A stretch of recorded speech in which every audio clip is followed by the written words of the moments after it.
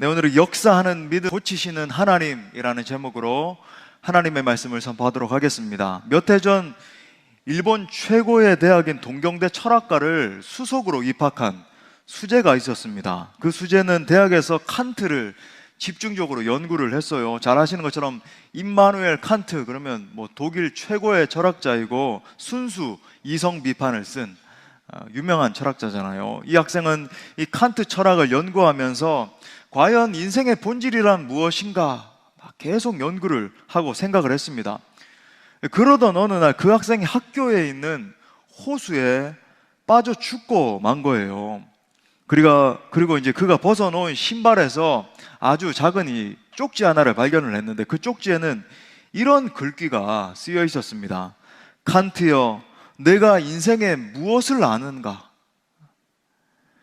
이처럼 세상에 많은 사람들이 인생의 해답을 구하기 위해서 철학에 빠지고 도덕을 파고 주술을 한번 연구해 보기도 하고 여러 종교에 심취를 해가지고 답을 찾으려고 노력을 하잖아요. 하지만 답을 찾지를 못하죠. 도대체 무엇이 인생의 의미인지, 어떻게 살아야 바른 인생을 살 수 있는지 40평생, 50평생, 60, 70평생을 살아오면서 고민을 했지만 이 허무한 마음을 달랠 길이 없고, 과연 진정한 행복의 비결이 어디에 있는지 절망하며 탄식하죠. 하지만 하나님은 이 같은 모든 인생의 절망을 끝내시는 분이십니다. 아무리 세상에서 크게 상처받고 버림받은 사람이라 할지라도 하나님의 사랑을 경험하면 완전히 회복되는 거예요. 누구든지 하나님의 이 불타는 사랑, 정말 꺼질 수 없는, 정말 타오르는 그 사랑을 경험하게 되면 어떠한 절망 가운데 빠져서 고민하고 한숨, 눈물 짓는 사람이라 할지라도 다시 일어날 힘을 얻게 되고 새로운 비전을 발견하게 되는 거예요. 그런 의미에서 기독신앙은 생명의 신앙, 소망의 신앙, 기적의 신앙이라고 할 수 있을 것입니다. 자, 우리는 마가복음 5장에서 절망 가운데 있는 한 여인을 만나게 됩니다. 12년 동안 혈루병이라고 하는 몹쓸병에 걸려서 정말 큰 고통을 당하고 있던 여인이잖아요. 그녀는 이 불치병을 고치기 위해서 여러 가지 노력을 아끼지 않았습니다. 오늘 초두에 읽었던 것처럼 수많은 의사들 찾아다니면서 돈도 다 낭비해버리고, 근데 이 의사들이 당시에 의학도 참 부족한 그런 시대였잖아요. 그러니까 여러 가지 이상한 민간 요법들 동원했겠죠. 그러다 보니까 병세가 점점 악화가 되고, 그러니까 돈만 허비했지 고칠 수가 없었던 거죠. 이 여인은 말 그대로 절대 절망 가운데 놓여 있었던 것입니다. 자, 그런데 그 절망 가운데서 오늘 우리가 또 하반절에서 읽은 것처럼 하나님의 기적을 경험하는 놀라운 주인공이 되죠. 의사가 포기하고 세상의 수많은 방법들이 건져낼 수 없었던 이 불쌍한 여인을 우리 예수님이 고치신 것입니다. 지옥과 같은 인생이 정말 천국과 같은 인생으로 바뀐 거죠. 여러분, 이거보다 더 기쁜 일이 어디에 있겠습니까? 사랑하는 여러분, 하나님은 우리를 고치시는 분이십니다.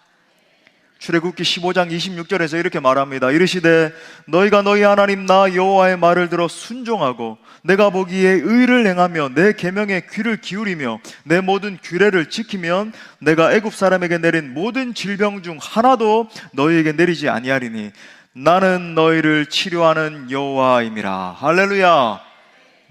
하나님은 어떠한 절망, 어떠한 실패, 어떠한 좌절 상태에 있다 할지라도 여러분, 우리를 반드시 건져내실 수 있습니다. 믿을 수 있기를 바랍니다. 지금 특별히 우리가 살펴봐야 되는 건 뭐냐면, 지금 놀라운 치유가 임하고 회복이 임했는데 이것은 이 여인 안에 있었던 믿음 때문이었다라고 하는 것을 우리가 주목해 볼 필요가 있는 거죠. 자, 34절에 보니까 예수께서 이르시되 따라 뭐가요? 내 믿음이 너를 구원하였으니 평안히 가라. 내 병에서 놓여 건강할지어다. 지금 이렇게 말하고 있는 거예요. 여러분, 성경에 보면 하나님의 기적과 같은 역사들이 이렇게 일어나는데 그 모든 것들이 사실 하나님의 능력이 많으시잖아요. 전능하신 분이시잖아요. 근데 그 하나님의 능력과 우리의 믿음이 만날 때, 믿음의 작용이 있을 때 이루어진다라고 하는 것을 우리가 보게 되죠. 여러분, 오늘 이 사건 속에서는 우리가 특별히 이 역사하는 믿음, 우리가 제목에서 살펴봤던 것처럼 역사하는 온전한 믿음의 단계가 잘 드러나 있습니다. 그러니까 우리가 그 단계를 유심히 살펴볼 필요가 있겠죠. 부디 오늘 말씀을 통해서 여러분 한 분 한 분이 그냥 그저 역사하지 못하는 정말 파리하기 짝이 없고 연약하기 짝이 없는 그런 믿음의 차원이 아니라 정말 그 역사하는 믿음을 소유함으로 말미암아 하나님의 기적과 같은 치유와 회복의 주인공들이 다 될 수 있기를 간절히 축복합니다. 자, 세 가지를 살펴보겠습니다. 첫 번째는 고통 중에도 하나님은 역사하신다는 거예요. 우리 한번 따라합시다. 고통 중에도 하나님은 역사하신다. 자, 오늘 말씀에 나오는 이 여인은 아주 특정한 부류를 대표한다라고 우리가 볼 수 있습니다. 우리 주위에는 분명히 주님께 속해 있어요. 나와서 예배도 드리고 주의 영광 앞에 잠잠에 찬양도 하는 그런 부류에 있는데 남모를 슬픔을 지닌 분들이 있다라고 하는 것을 보게 되죠. 정말 다른 사람이 이해할 수 없을 것 같은, 자기 자신은 너무나 괴로운 타는 듯한 목마른 가운데 영적인 갈급함을 가지고 이제 교회에 나옵니다. 기도도 하고 여러 가지 하지만은 이 깊은 숙취와 낭망함과 좌절함 가운데 도무지 이걸 어떻게 빠져나와야 될지 한숨을 쉬고 있는 분들이 있습니다. 자, 오늘 본문의 여인은 여러 가지 이유 때문에 지금 마음이 주눅 들어있고 부끄러움이 많이 있는 거죠. 그 원인은 우리가 읽은 것처럼 그녀가 가지고 있던 병 때문이었어요. 어떤 병이죠? 예, 혈루병이었습니다. 혈루병. 제가 예전에 한번 예를 들면서 말씀드린 적이 있는데 레위기에서는 이 혈루병을 갖다가 유출병이라 그랬어요. proceeding, 이 유출한다. 그러니까 레위기 법에 의하면 유출병에 걸린 사람은 하나님 앞에서 부정한 사랑으로 완전히 땅 규정돼 버렸어요. 얼마나 슬펐어요. 여러분, 하나님 앞에서도 부정한 사람으로. 자, 레위기 15장 19절부터 20절에 보니까 이렇게 말합니다. 어떤 여인이 유출을 하되 그의 몸에 그의 유출이 피이면 이래 동안 불결하니 그를 만지는 자마다 저녁까지 부정할 것이고 그가 불결할 동안에는 그가 누웠던 자리도 다 부정하며 그가 앉았던 자리도 다 부정한즉. 또 결정적으로 레위기 15장 25절에서 이렇게 말해요. 만일 여인의 피의 유출이 그의 불결기가 아닌데도 여러 날이 간다든지, 지금 이 본문에 나오는 여인의 상태와 똑같은 거죠. 그 유출이 그의 불결기를 지나도 계속되면 그 부정을 유출하는 모든 날 동안은 그 불결한 때와 같이 부정하다. 여기서 여러분, 이 부정하다라고 하는 말은 너는 하나님 앞에서 정결하지 못하다는 거예요. 거룩하지 못하다는 뜻입니다. 이 말은 하나님 앞에 정결하지 그냥 못한 상태로 그냥 규정된다, 이 차원이 아니고, 정결하지 못하다는 뜻은 뭐냐면 거룩하신 여호와의 회에 들지 못한다라는 그런 뜻이에요. 얼마나 기가 막힙니까? 하나님의 존전에 나와 하나님의 백성들과 함께 섞여서 함께 예배하고 교제하고 찬양하고 해야 되잖아요. 하나님의 백성으로서의 특권 아닙니까? 여러분, 학교 다닐 때 친구들 사이에 끼지 못하고 만약에 왕따 당하면 그게 얼마나 큰 충격이에요. 하물며 그 몇 년도 아니고 수년 동안이나 여러분 여호와의 회 안에 들지 못하고 예배도 못하고 교제도 못하고 여러분 왕따 당해 있다라고 한다면 여러분 이게 얼마나 큰 아픔이에요. 동시에 이 혈루병이 주는 또 다른 더 큰 고통이 있었는데 다른 사람들이 이 환자를 회피한다는 것이었습니다. 왜 그런가? 왜냐하면 당시에 이 혈루병은 전염 가능한 병이라고 봤어요. 지금 현대의학적으로 보면 이건 말도 안 되는 이야기인데 그 당시에 사람들은 이게 전염된다 이렇게 봤어요. 부정함이 전염되는 것처럼. 또 레위기 법에 따르면 혈루병에 걸린 사람이 어떤 사람이라든지 이 물건을 만지게 되면 그 만진 대상 사람이라든지 물건이 동시에 부정하게 된다 이렇게 봤단 말이죠. 자, 이런 점들을 종합해서 볼 때 오늘 이 여인이 어떤 감정을 짊어지고 살아가고 있는 여인이라고 하는 것을 우리가 눈치챌 수 있는 거죠. 여러분, 이 여인은 한마디로 슬픔과 좌절과 눈물의 여인이었어요. 모든 사람들로부터 십시오, 엉뚱하게도 모든 사람들이 당신은 저주받은 인생이야, 부정한 인생이야, 손가락질하고 여호와의 이 회 안에 들지도 못하면서 예배도 못하고 찬양도 못하고 교제도 못하는, 그러니까 여러분, 이 여인은 점점 세월이 가면 갈수록 나는 하나님으로부터도 받아들여지지 못하는 사람이구나, 이런 감정을 느끼던 여인이었던 거죠. 그러니까 마음속 깊은 곳으로부터 날마다 이 수치심이라고 하는 깊은 감정과 계속 싸워야 했던 여인이었던 겁니다.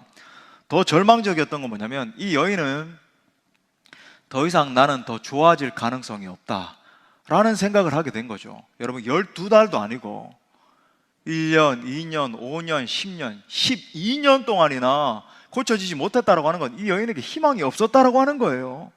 마치 광야나 바다에 홀로 던져진 채 피를 흘리며 신음하고 있는 것과 같은 겁니다. 여러분, 우리가 신앙생활을 할 때 반드시 견지해야 되는 사실이 있어요. 우리가 믿는 하나님은 우리의 고통을 결코 헛되게 여기지 않으십니다. 헛되게 두지 않으세요. 그러므로 여러분, 고통 자체가 문제가 아니라 그 고통을 어떻게 바라보고, 그죠? 어떻게 반응하느냐가 중요하다라는 거예요. 근데 여러분 보십시오. 반면에 인생의 고통이 찾아오게 되면 한 존재가 딱 기다리고 있죠. 이 원수 마귀 사탄이 있는 겁니다. 사탄 마귀는 어떻게 해서든지 우리를 시험하고 넘어뜨리려고 그래요. 그래서 그 상황을 통해서 원망하게 만들고 좌절하게 만들고, 심지어 여러분 인생 포기하는 그런 상태까지 막 몰아붙여요. 제가 누누이 말씀드리잖아요. 사탄이 오면 그냥 뭐 우리에게 있는 풍성함을 스틸해가고 이렇게 뭐 훔쳐가고 그런 차원 정도가 아닙니다. 여러분, 좋은 것들을 다 뺏어가되 나중에는 여러분 죽이고 멸망시키려는 것이라, 반드시 여러분 죽여버리는 게 여러분 사탄의 목적이에요. 하나님으로부터 완전히 떨어지게 만드는 파멸인 거죠. 하지만 사랑하는 여러분, 당신의 자녀가 고통당하고 있는데, 울고 있는데, 상처받아 있는데, 여러분 그 과정을 통과하는 가운데 여러분 기억하십시오. 한 분이 계시는데, 우리 하나님 반드시 일하십니다. 반드시 당신의 자녀를 내버려 두지 않으세요. 고통의 수렁 속에서 보혜사 성령님이 우리 가운데서 탄식하면서 기도하고 계시고, 우리가 하나님께로 나아가도록 반드시 인도하십니다. 자, 보세요. 25절부터 26절에 보니까 12해를 혈루증으로 알아온 한 여자가 있어. 사실 여러분, 성경에 이 구절이 적혀 있는 순간부터 기적이 시작된 거예요.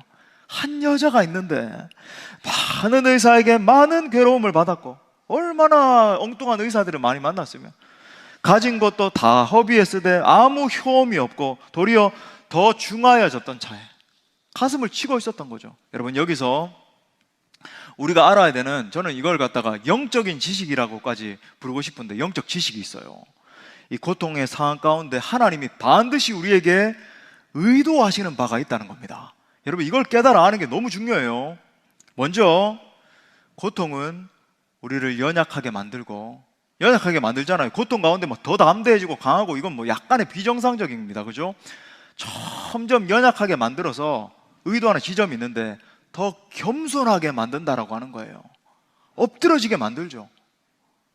교만하던 우리를 정말 하나님 앞에 엎드릴 수밖에 없는 겸손한 사람으로 만들어서 그 고통 가운데 자기 자신을 돌아보게 만들고 돌이키게 만드는 거예요. 여러분, 고통 가운데 있으면서도 자기 자신을 돌아볼 줄 모르고 회개할 줄 모른다라고 하는 거, 그건 사실은 정말 심각한 겁니다. 어떻게 답을 해야 될지 모를 정도로. 대부분의 인생들은 고통을 당하면 자기 자신을 깊이 성찰하게 되고, 내가 이 자리 가운데 있어서는 안 되는구나, 내가 정말로 교만했구나, 돌이키게 되잖아요. 더 나아가서 여러분, 고통 가운데 하나님이 결정적으로 우리를 이끄시고자 의도하시는 지점이 있어요. 바로 고통을 통해서 하나님의 음성을 듣게 하십니다. 우리 한번 따라 할까요? 고통을 통해 하나님의 음성을 듣게 하신다. 유명한 C.S. 루이스가 그의 고통이라고 하는 책에서 이렇게 말했습니다. 고통 속에서는 하나님께서 고함을 치시고 평안 속에서는 작은 음성으로 들린다고 했다. 아무도 없을 때는 하나님과의 관계가 밋밋해 보이는데 시련이 다가올 때는 하나님의 음성이 뚜렷하게 들린다. 여러분, 이것이 고통 속에서 일하시는 하나님의 의도의 핵심이에요. 음성 들어야 된다라고 하는 겁니다. 고통 속에서 내 자신이 철저히 부서지게 하시고, 하나님은 이 부서지게 하신다는 표현이 좀 부족할 수 있는데 아예 가루로 만들어 버리시죠. 완전히 내 존재를 갖다가 이게 사는 게 아닌, 그렇게 철저히 깨어졌을 때 우리는 하나님이 다시 부르시는 그 음성을 듣게 되는 거예요. 그 전까지는 내 이 뻣뻣한 자아 때문에 여러분 들리지가 않는 거죠. 모세가 그 극명한 예 아닙니까? 여러분 40세의 모세와 다시 부름받는 80세의 모세가 무슨 차이가 있었죠? 40세의 모세는 한마디로 교만했죠. 실제로 뭐 막강한 권세를 가지고 있었을 뿐만 아니라 기세 등등해서 자기 힘을 가지고, 자기 힘이 가득 들어있으니까, 그죠? 결국 어떻게 됐습니까? 사람 때려 죽이고 자기 힘으로 구원하려고 하던 그 모든 계획도 다 실패하고 미디안 광야로 호롤단신으로 완전히 도망가 버리잖아요. 40년 동안 미디안 광야에서 아무도 자기를 알아주지 않는, 그죠? 모든 권력이 다 박탈된 그 상태에서 완전히 부서지고 깨어졌을 때 그는 스스로 불타는 가시떨기 나무에서 하나님을 다시 대면하게 되잖아요. 하나님의 음성을 듣잖아요. 모세야 모세야, 내 발에서 신을 벗으라. 네가 선 것은 거룩한 땅이니라. 제가 예전에 이 신을 벗는다라고 하는 행위는 뭐라 그랬죠? 너의 권리를 다 포기해라. 네가 40년 전에는 네 권리 가지고 네 힘과 네 능력으로 하려고 했을 때 실패했잖아. 이제는 너의 권리를 포기해. 내가 일할 거야. 그 후에 그는 다시 이스라엘 민족을 출애굽시키는 주역으로 부름받아 쓰임받게 되었습니다. 저도 마찬가지잖아요. 제가 유학 가기 전에 20대와 30대 초반까지 사역 가운데 아주 활발하게 사역하게 하셨습니다. 패션 집회, 지금은 이렇게 찬양 집회들이 이렇게 많이 사그라들었는데, 제가 한참 이렇게 하던 2000년대 이때 패션 집회 같은 집회를 열면 5,000명씩 그렇게 왔어요. 온 전국에서. 그렇게 해서 젊은이들 열광하는 그런 집회를 인도하기도 하고, 일반적인 사역자가 잘 경험하기 힘든 것들을 어려서부터 이제 경험을 하게 하신 거죠. 그러다 보니까 사역이 내 힘과 재능으로 하는 것처럼 여겨지기 시작하면서 점점 자고해지기 시작하는 거예요. 저도 모르게 30대 초반에 알지 못하는 번아웃을 경험하게 하고, 또 유학 시절 내에 아주 박살이 나면서 하나님 앞에 완전히 납작 엎드리게 하셨습니다. 그 과정 가운데서 제 안에 있던 교만, 야만 같은 우상들을 하나씩 제거하셨어요. 철저히 나의 연약함, 나의 부족함, 나의 못남을 깨닫게 하셨습니다. 지금도 부족함이 많지만은 아무튼 박살을 내셨는데, 그런 과정들을 철저히 겪게 하시고 충분히 준비시키신 이후에 하나님의 때가 되었을 때 하나님의 음성을 듣게 하신 거예요. 그래서 제가 의도한 게 아니고 하나님께서 갑자기 저를 다시 부르셔서 또 사역의 현장 가운데 쓰시는 그 현장에 복귀하신 겁니다. 여러분, 이것이 하나님이 일하시는 방식이에요. 하나님은 반드시 그릇을 만들어서 하나님의 때에 들어서 사용을 하십니다. 고통을 통해서 내면에 있는 여러 가지 울퉁불퉁 이 불순물들이 여러 가지가 있잖아요. 이것들을 완전히 박살내시고 불태우시고 하나님의 음성을 들을 만한 그릇을 만드신 다음에 말씀으로 임하시는 거예요. 여러분, 선지서들을 한번 보세요. 선지서들 1장만 다 이렇게 한번 읽어보세요. 에스겔 1장, 예레미야 1장. 박살을 낸 다음에 인자야, 하나님의 말씀이 그들 가운데 임하는 것을 보게 되잖아요. 그런 의미에서 고난의 시간은 우리로 하여금 하나님의 음성을 듣게 하는 마치 보석과 같은 시간입니다.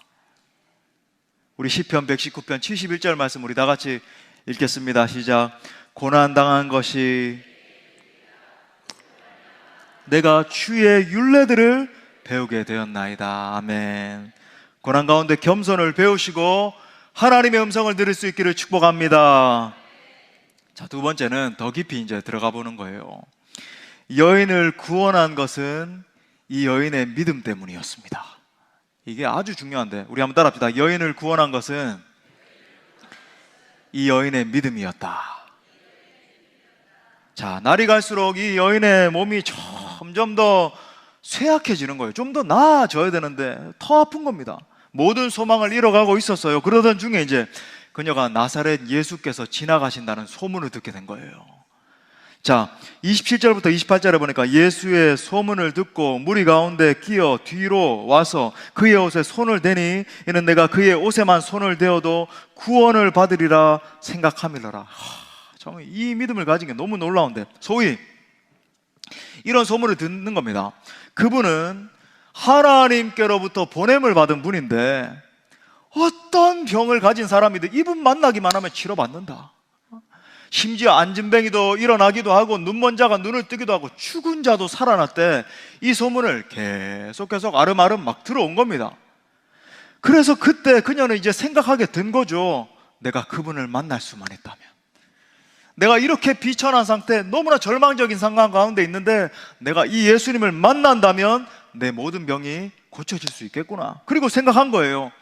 나는 너무나 부끄러운 사람인데, 나는 사람들로부터 질시받고 막 조롱받고 이렇게 부끄러운 사람인데, 하지만 저 거룩하신 예수님 몸에는 손을 못 대겠고, 아니면은 다른 사람들처럼 예수여 나를 고쳐주옵소서 말은 못 하겠고, 살짝 가서 예수님의 거룩한 옷에 손만 대야 되겠다, 이런 생각을 하게 된 거예요. 그리고 이제 하나님의 카이로스적인 때가 된 겁니다. 항상 하나님의 때에 하나님이 역사하시거든요. 하나님의 때가 됐어요.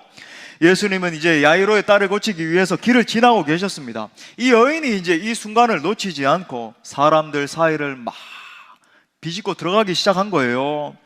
인파가 얼마나 구름대처럼 모여 있었는데 그건 뭐 중요하지 않은 겁니다. 그녀는 예수님의 옷자락에 손을 대기 위해서 막 온 힘을 다해서 예수님께 가까이 나가기 시작했어요. 그리고 결국 예수님이 계신 곳에 다다랐습니다.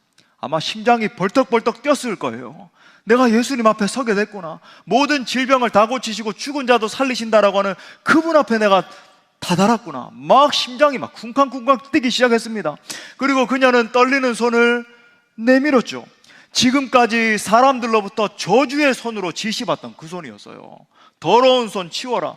너의 그 손이 닿으면 모든 것이 다 부정해진다. 내가 가진 물건도 부정해진다. 내 인생도 끝난다. 그러니까 너의 이 더러운 손 치워라고, 그런 소리를 들었던 이 부정한 손을 내민 거예요. 그리고 예수님의 손에 댄 겁니다. 여러분 보세요. 이 여인의 손은 부정한 손이었어요. 이 여인은 부정 자체였습니다. 사람들로부터 지시받았어요. 근데 우리 주님은 거룩하신 분이시죠. 여러분, 우리는 예수님을 믿음으로 말미암아 정결함을 받는 것이지, 오직 거룩한 분은 누구세요? 하나님밖에 없어요. 예수님밖에 없어요. 성령님밖에 없습니다. 할렐루야. 하나님이 거룩하세요. 우리는 예수님을 믿음으로 말미암아 정결하게 돼서 하나님께 나가는 거예요. 근데 보세요, 놀라운 일이 일어납니다. 정결하지 않으면 하나님께 나갈 수 있습니까? 없습니까? 못 나가요. 예수 피를 힘입어, 우리는 알잖아요. 지금은 예수 피를 힘입어 정결케 돼서 하나님께 나갈 수 있잖아요. 근데 여러분, 이 여인은 지금 정결한 상태입니까? 부정한 상태입니까? 부정한 상태예요. 여러분, 부정과 거룩이 만난 거예요. 부정과 거룩이 지금 만나고 있는 겁니다. 있을 수 없는 일이 지금 일어나고 있는 거예요. 반드시 정결하게 된 사람만 주님 앞에 나갈 수 있는데, 부정한 상태에서 거룩하신 예수님의 옷자락에 손을 댄 겁니다. 이 만남이 놀라운 치유를 나타내죠. 여러분, 그때 무슨 일이 일어났습니까? 예수님의 능력이 그녀에게 전가돼서, 그죠? 어린 양 대신 우리가 찬양하는 그 존귀한 어린 양 예수 그리스도의 그 능력이 그녀에게 임하자 순식간에 혈류병이 떠나간 줄 믿습니다. 모든 저주가 다 떠나간 거예요. 여러분, 이것이 무엇을 보여주는가? 그녀는 그녀가 할 수 있는 모든 것을 다 해본 뒤에 완전한 절망 가운데 있었어요. 그 완전한 절망 속에서 여러분, 그 여인이 마지막으로 선택한 것은 예수님을 믿기로 작정한 것입니다.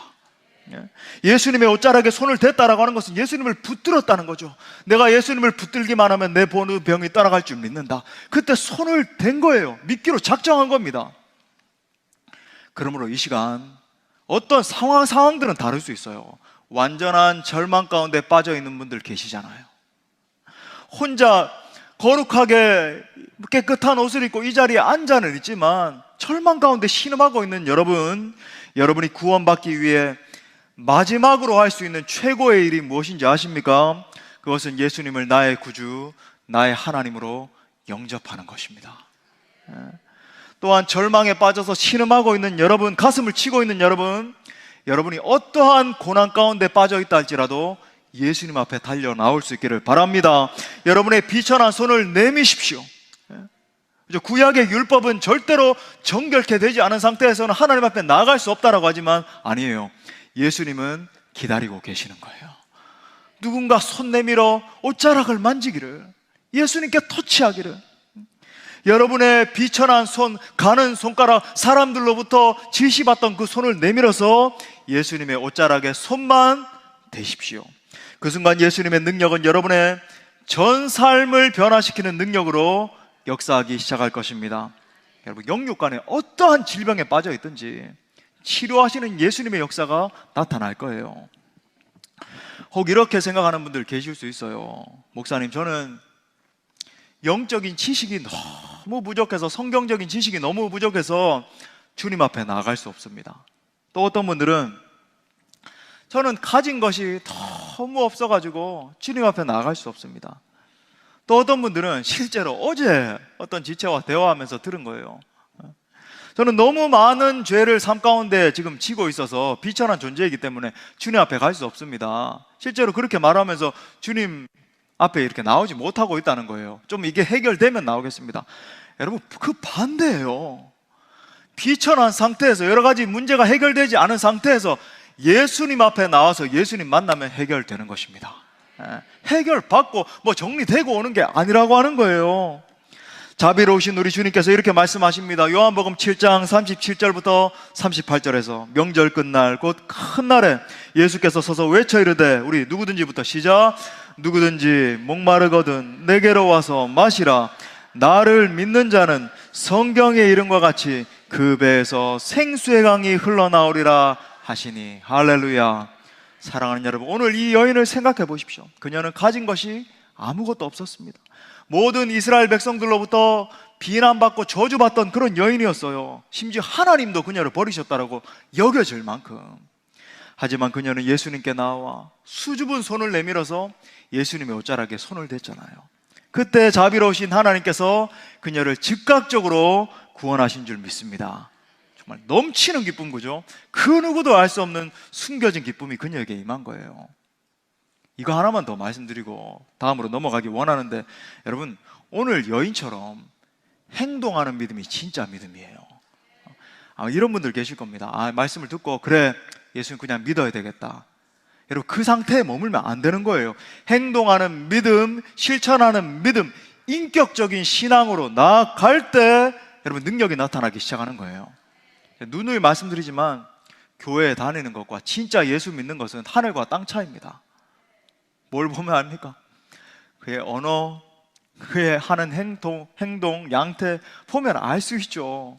아직까지 교회에 왔다 갔다는 하지만 여전히 세속적인 사고방식, 그죠? 그냥 뭐 세속적인 행위, 참 이게 제가 말을 못하는데 너무나 참 타들어갑니다. 안타깝죠. 근데 여러분, 진짜 예수 믿으면요 완전히 달라져요. 예수님이 내 안에 살아계신데 여러분, 어떻게 똑같이 세상적인 방식으로 살아갈 수 있으며, 세상적인 언어로 살아갈 수 있으며, 세상적인 방식으로, 그죠? 사람들을 대할 수 있으며. 헨리 나우에는 자신의 책에서 서커스에서 이 공중근에 타는 사람 이야기를 합니다. 여러분, 공중근에 타는 거 한 번씩 보셨죠? 요즘은 이렇게 서커스 하는 거 잘 이렇게 없는 것 같은데, 저는 이모님이 이제 울산에 사셔서 어릴 때 이제 일산 해수욕장이라고 여러분 들어보셨는지 모르겠지만 거기 해수욕장에 자주 갔어요. 거기 일산 해수욕장 가면은 항상 서커스 단이 이렇게 한 켠에 있었거든요. 그래서 늘 한 10번은 봤던 것 같아요. 이렇게 봤었는데, 여러분, 이 공중근에 타는 사람은 완전히 서로를 믿어야 되잖아요. 높은 곳까지 그네를 타고 올라가서 건너편에서 그네를 타고 오는 사람을 향해서 몸을 공중에 완전히 던져야 됩니다. 그때 상대편 사람을 완전히 믿어야지만 완전한 자세가 나오고, 결국 이제 몸이 떨어질 듯 하다가 상대방의 손에 내 손이 이렇게 딱 낚아채지잖아요, 그죠? 만약 이때 상대방을 완전히 믿지 못하게 되면 두려움 때문에 이렇게 몸을 움츠리게 될 것이고, 자세가 완전히 나오지 않아서 상대방을 붙들지 못하면 어떻게 될까요? 떨어져요. 저도 한번 떨어지는 거 봤거든요, 실제로. 마치 이 공중근에 타는 사람이 공중에 몸을 던지고 완벽한 자세를 취하는 그 순간의 마음, 여러분 그것이 믿음입니다. 그게 믿음이에요. 여러분 믿음이라고 하는 것은 하나님이 나를 어떠한 상황 가운데서도 붙잡아 주실 것이다 라고 하는 것을 믿고 두 팔을 쫙 펴고 공중에 몸을 던지는 거예요. 그 순간에 모든 두려움도 염려도 다 하나님께 맡기는 것입니다. 여러분 진지하게 한번 질문 던져보십시오. 나는 과연 이러한 태도로 하나님을 신뢰하고 있는가? 하나님께 정말 내 자신을 던지고 있는가? 우리의 삶 가운데 예수님을 믿는다라고 하면서도 왜 능력이 나타나지 않는가? 하나님을 온전히 믿지 않기 때문에 그런 거예요. 하나님을 향한 전폭적인 믿음의 사람들 다 될 수 있기를 축복합니다. 마지막 세 번째로 공개적으로 선포하는 믿음의 차원으로 나아가야 합니다. 우리 한번 따라할까요? 공개적으로 선포하는 믿음의 차원으로 나아가라. 자, 길을 가시던 예수님께서 갑자기 이제 뒤를 돌아보시면서 누가 내 옷을 만졌느냐? 누가 내 옷에 손을 댔다는 거죠. 그죠? 누가 내 옷을 만졌느냐? 이렇게 물으셨어요. 그러자 제자들이 즉시 이제 대꾸를 하는 겁니다. 이처럼 많은 사람들이 막 엎치락 뒤치락 뭐 이렇게 밀고 있는 상황인데 지금 어떻게 누가 옷을 만졌는지 알 수 있습니까? 그러니까 제자들도 보니까 말대꾸를 이렇게 하고 있어요. 바로 그 순간에 이 여인은 더 이상 자기 자신의 이제 정체를 숨길 수 없겠구나 이제 인식을 하게 됐죠. 그래서 예수님 앞으로 나가서 자기가 만졌다라고 하는 사실을 고백합니다. 자, 33절에 보니까 여자가 자기에게 이루어진 일을 알고 두려워하여 떨며 와서 그 앞에 엎드려 모든 사실을 여쭈니, 여러분 이 사실이 너무 중요해요. 예수님 앞에 나올 때 두려운 마음이 들 수도 있고 떨리는 마음이 들 수도 있지만 여러분 예수님이 요청하실 때 그 두려움을 이기고 나아가서 그분께 고백하는 신앙이 너무 중요합니다. 주님께 나아가 입술로 신앙을 고백할 때 주님은 그것을 우리의 의로 믿음으로 여기시고 더 큰 은혜를 내려주시죠. 자, 우리 로마서 10장 10절 같이 읽겠습니다. 시작. 사람이 마음으로 믿어 의에 이르고 입으로 시인하여 구원에 이르느니라. 오늘 이 말씀이 그대로 적용됐어요. 보세요. 예수님이 입으로, 이 여인이 입으로 지금 고백을 했을 때 예수님께서 그 여인을 향해서 뭐라 그래요? 내 믿음이 너를 구원하였느니라, 이런 말씀을 하세요. 다시 34절에 보니까 예수께서 이르시되 따라 내 믿음이 너를 구원하였으니 평안히 가라, 내 병에서 놓여 건강할지어다. 여러분 이 여인은 보십시오. 예수님의 옷자락을 믿음으로 만짐을 통해서 병에서 지금 고침을 받았고 그 신앙을 입으로 시인하고 예수님 앞에 나아가서 자기 정체를 드러내고, 그죠? 나아가서 공개적으로 고백함을 통해서 구원까지 얻게 된 거예요. 즉 영육이 구원받는 큰 은혜를 얻게 된 겁니다. 저는 많이 봐요. 여러분 이거 정말 중요한 겁니다. 예수님 앞에 나와서 기도하면서 찬양하면서 뭐 기도를 받든지 뭐 말씀 가운데든지 병도 치유되고 삶의 문제도 해결되고 뭐 자식 문제 여러 가지 사업 문제 해결안 받는 사람들 중에서 구원받는 신앙에까지 이르지 못하는 사람들을 많이 봐요. 옛날에 어떤 곳인지 말은 안 하겠습니다. 어떤 기도원에 딱 말하면 어딘지 알 텐데 많은 사람들 가서 막 치유받고, 그죠? 실제로 치유됐어요. 암도 막 치유되고 막 신경통 치유, 무슨 뭐 버거시 치유 엄청 일어났어요. 근데 그 가운데 지금 예수님 떠난 사람들이 굉장히 많이 있죠. 보십시오.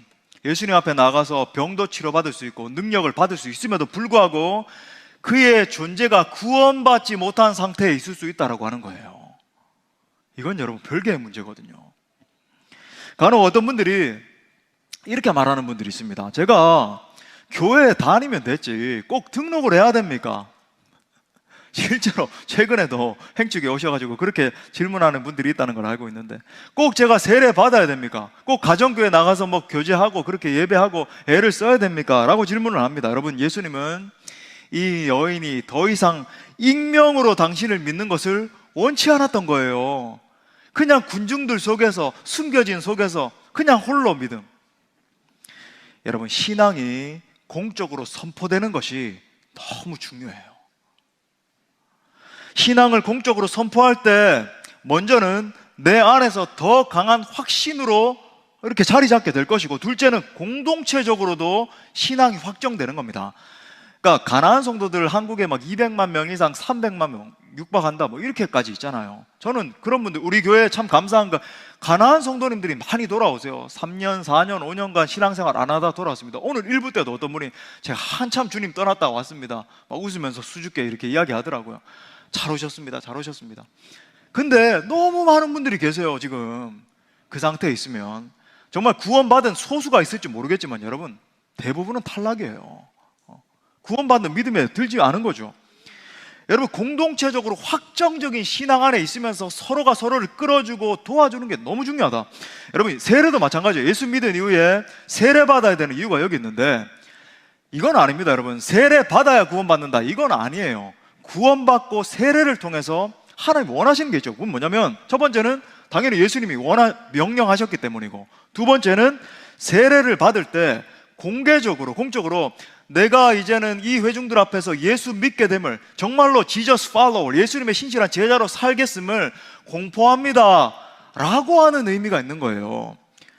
여러분 생각해 보십시오. 예수님이 십자가를 지실 때 공적으로 지지 않고 숨겨진 곳에서 홀로 그냥 지시고 부활도 홀로 하셨다라고 한다면 여러분, 그게 어떤 의미를 지닐까요? 예수님도 순환당하실 때 공적으로 사람들 앞에서 수치를 당하시고 절망 가운데 완전한, 여러분 그죠? 지옥 형벌을 다 짊어지고 죽으셨잖아요, 십자가에서. 몰래 지지 않고 공포하신 거죠.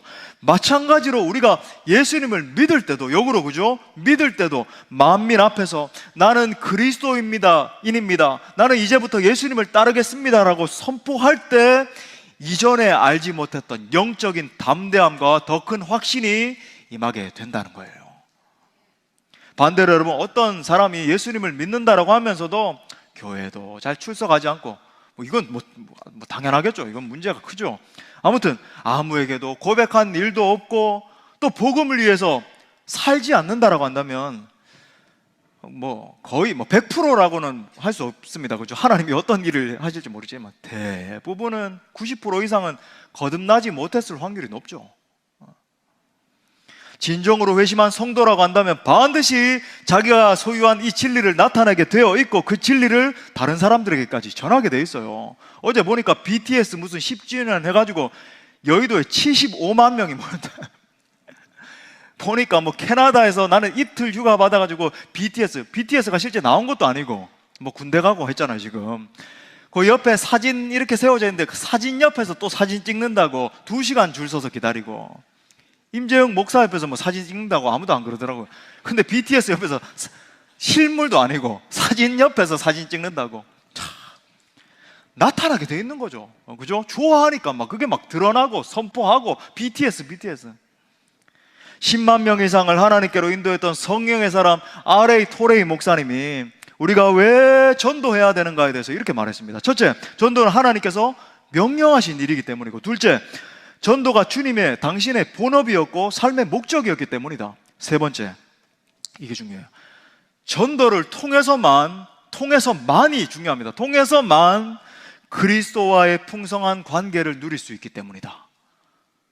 이게 왜 이렇게 중요한가? 여러분, 마태복음 28장 18절부터 20절에 보면 주님이 승천하시기 직전에 대위임령을 말씀하셨잖아요. 여러분 잘 아시는, 너희는 가서 모든 족속으로 제자를 삼아 쭉 말씀하셨잖아요. 그리고 마지막에 결정적인 이야기를 하십니다. 자, 마태복음 28장 20절 중반절 우리 다 같이 읽겠습니다. 시작. 볼지어다 내가 세상 끝날까지 너희와 항상 함께 있으리라 하시니라. 그럼 보십시오. 18절부터 20절까지 이어지는 이 문장 구조가 보여주는 게 뭐예요? 그리스도와의 이 풍성한 관계는, 친밀한 관계 가운데 있으면 반드시 이 복음 전파라고 하는 열매로 발출된다는 거예요. 예수 그리스도와의 이 풍성한 인격적인 사랑의 관계 가운데 있으면, 그죠? 마치 BTS가 그 가슴 가운데 가만히 있으면 가만히 있을 수 없고, 저 인도에서, 캐나다에서, 어디에서 몰려와서 사진 찍는 것처럼, 그죠? 예수님과의 풍성한 사랑의 관계 가운데 있는 사람은 반드시 그 신앙을 선포하고 전도와 선교라고 하는 방법을 통해서, 그죠? 영혼 구원의 방법을 통해서 공포하게 되어 있다라고 하는 겁니다. 여러분, 이것이 진짜 주님과 동고동락하고 있는 진짜 하나님의 백성의 특징이에요. 그러므로 저는 여러분 모두가 여러분이 믿는 이 놀라운 이름, 날 건져주시는 능력의 이름 예수 그리스도를 믿을 뿐만 아니라 그 신앙을 공포하고 담대히 자랑하고 심지어 여러분 주변뿐만 아니라 온 민족과 열방에까지 증거하는 여러분 모두가 될 수 있기를 축복합니다. 말씀의 결론을 맺겠습니다. 예수를 어떻게 믿어야 할 것인가? 어떤 의미에서 지난 3주 동안 제가 이거 계속 이야기하고 있는 거예요. 예수 이제 어떻게 믿어야 될 것인가? 오늘 이 여인처럼 믿으면 돼요. 이 여인처럼 어떠한 비천한 상태에 있다 할지라도 손을 내밀어서 예수님을 붙잡으면 됩니다. 두려움을 넘어 믿음으로 반응하고 고백하면 모든 영육의 문제로부터 구원받을 수 있습니다. 절망의 날에도 예수님을 바라보며 희망을 붙들며 하나님은 그 인생을 높이 들어주세요. 삼중고에 시달리던 헬렌 켈러 여러분 너무 잘 알지 않습니까? 보지도 못하고 듣지도 못하고 말하지도 못하던 정말 이 비천한 여인을 예수님의 옷자락을 잡고 소망을 가지고 이 여인이 나갔을 때 우리 잘 아는 것처럼 하나님 그녀를 20세기의 가장 위대한 여성으로 들어 올리셨습니다. 또 가난하여 정규 학교도 제대로 다니지 못했음에도 불구하고 미국의 역대 대통령 가운데서 가장 위대한 일을 했다라고 하는 우리 아는 에이브라함 링컨 대통령도 있잖아요, 그죠? 그는 미국의 16대 대통령 자리에 오르기까지 주지사에서도 떨어지고 하원 의원에서도 몇 번이나 낙선했어요. 근데 그럴 때마다 그는 한 번도 누구를 원망한다든지 낙심하지 않았다라고 합니다. 오히려 당신 혼자 발표 날 자신이 낙선됐다라고 하는 것을 알면서 음식점에 가서 아주 맛있는 음식을 먹고 이발소에 가서 깨끗하게 머리를 정돈하고는 막 길거리를 걸으면서 이렇게 말했다 그래요. 링컨 힘을 내. 링컨 힘을 내. 그는 더 좋은 것을 예비하신 하나님을 바라볼 수 있었기 때문에 이렇게 할 수 있었던 거죠. 그리고 실형과 연단 중에 있으면서도 대통령 생활 가운데서도 하루도 빠짐없이 매일 2시간을 아침마다 기도하고 묵상하면서 이렇게 기도했습니다. 주께서 내 원수의 목전에서 내게 상을 베푸시고 기름으로 내 머리에 바르셨으니 내 잔이 넘치나이다. 예수 그리스도를 붙들므로 말미암아 치유와 회복의 역사를 맛볼 수 있기를 바랍니다. 여러분 더 이상 구경꾼으로 있지 말고 예수 그리스도를 여러분 정말 믿음으로 말미암아 영원한 구원의 축복을 받을 수 있기를 바랍니다. 아무쪼록 그 예수님 붙들고 그 예수를 여러분의 진짜 소망 삼음으로 말미암아 정말 신앙의 승리자들, 그죠? 담대히 주님을 증거하는 모든 지체들 될 수 있기를 간절히 축원합니다.